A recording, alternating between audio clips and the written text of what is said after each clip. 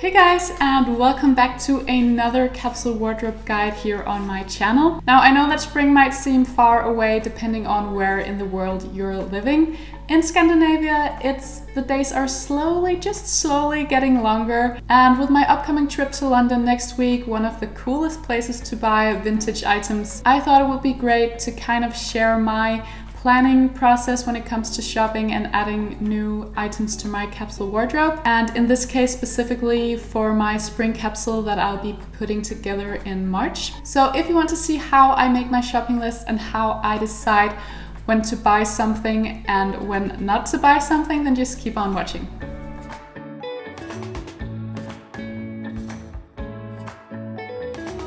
As always, if you're completely lost about what the heck a capsule wardrobe is all about, I'm gonna link my step-by-step guide down below for you guys. And before you go, oh, but I could never do a capsule wardrobe. I can't be playful.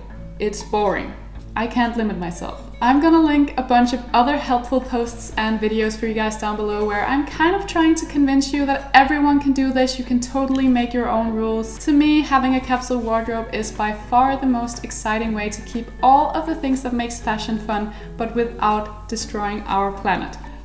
Okay, moving on to the actual steps. So the first step is to have a look at your current wardrobe situation, or even your current capsule wardrobe if you already have one of those, and then to ask yourself some of these important questions. So you could ask yourself, is there something in my wardrobe that won't fit the coming season, the temperatures, etc.? Is there something in your wardrobe that you didn't get as much use out of as you had hoped for?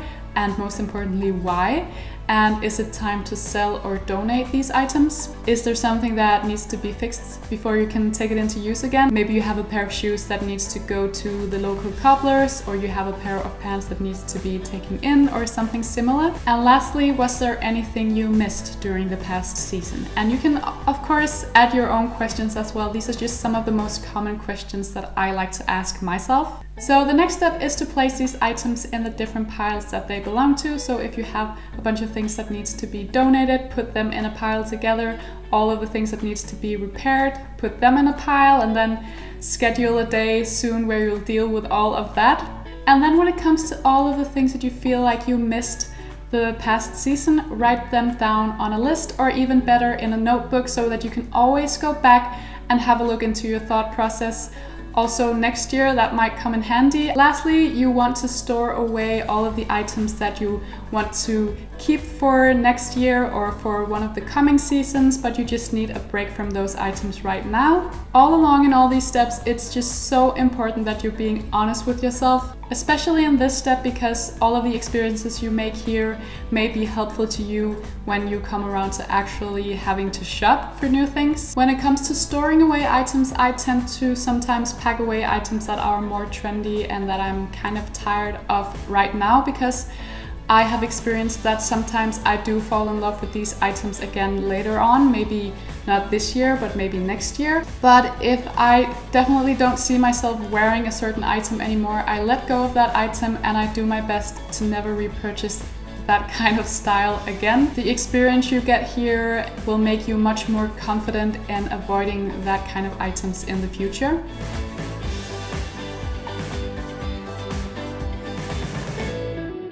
So you guys know that I love to work within sort of a color theme or a mood in my capsule wardrobes. So I have my all year basics, which are all neutral colors like black, white, gray, and blue denim. And then I like to add a pop of color with my seasonal capsule. So that's really the only way I leave room for color, because then I make sure that everything goes very nice together. So at the moment, almost every spring actually, I am very keen on sort of a blush pink tone and also red.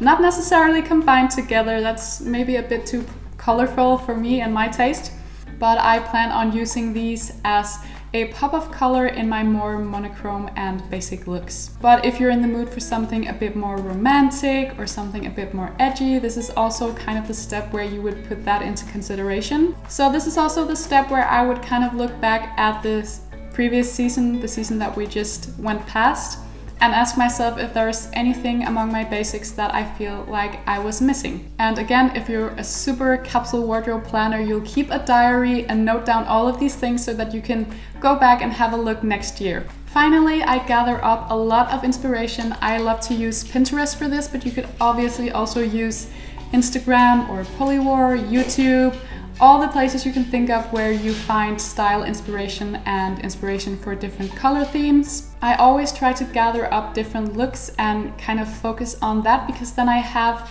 very specific ideas of how to styling certain items.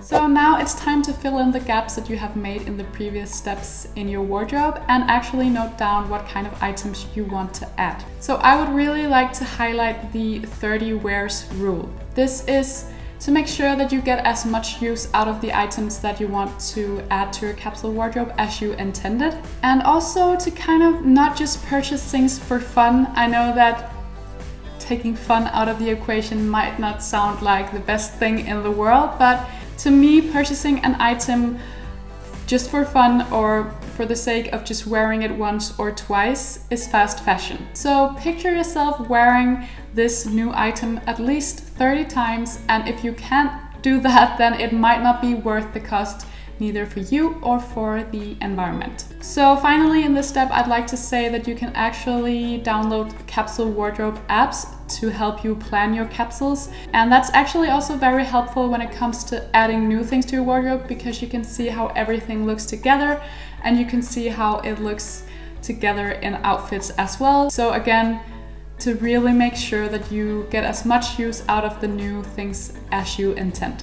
So I recently made a blog post where I compare 3 of the most popular capsule wardrobe apps. So I will link that one down below for you guys if you are interested. So once you've gone through all of these steps, it is time to make the actual shopping list. I highly recommend making a list like this exactly like you would if you were gonna go grocery shopping, because then you make sure that you get home with things that you intended to in the first place. You don't grab a lot of things out of impulse down from the shelves. There's different ways of doing this, and I think it's a personal matter. You could use one of the apps I mentioned before, or you could actually make a physical, either handwritten list or maybe on your phone, and then back that up with some photos of different outfits.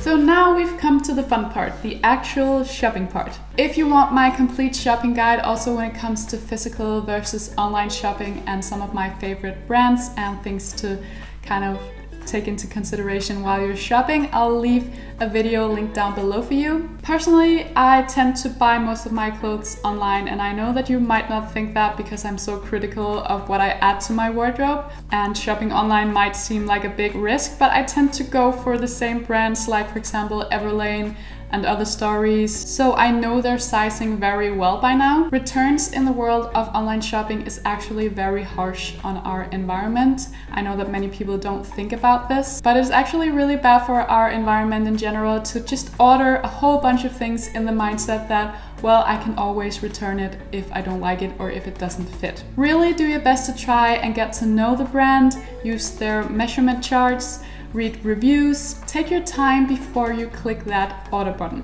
I do actually also really enjoy shopping the old school way in physical shops, especially when it comes to vintage shopping, which is one of the most sustainable ways to shop for new clothes. Again, I made a guide on that too, so that's also gonna be linked down below. Not just gonna give everything away now, you know. And again, I'd like to highlight the 30 wear rule.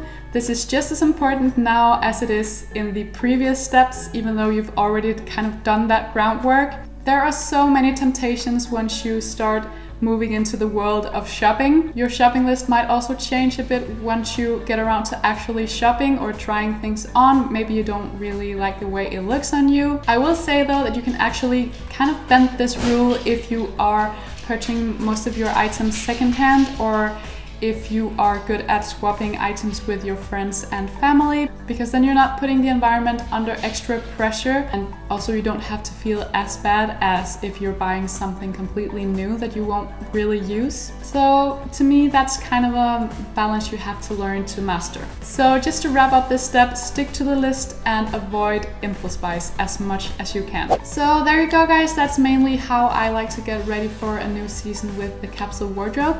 If you have any questions or other tips you'd like to add to this list, let me know down below.